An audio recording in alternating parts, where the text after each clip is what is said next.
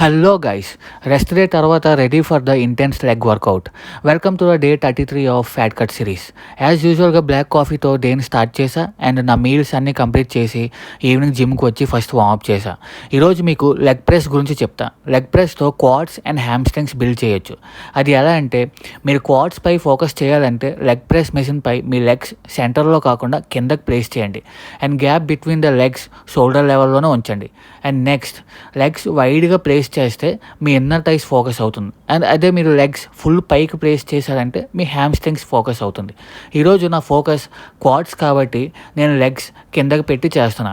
And తర్వాత after leg placement, lift the weight, control the weight and slowly lower the weight until the legs are 45 degrees and drive the weight back to the starting position.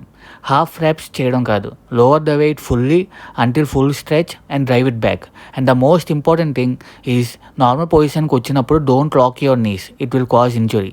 That's all for day 33. Legs biggest muscle కాబట్టి leg workout చేస్తే ఎక్కువ calories burn అవుతాయి, metabolism speed up అవుతుంది, దానివల్ల fat burn fast అవుతుంది. మీకు A workout form గురించి ఏమైనా డౌట్ ఉంటే కమెంట్ చేయండి. మళ్ళీ కలుద్దాం డే 34లో. Stay tuned.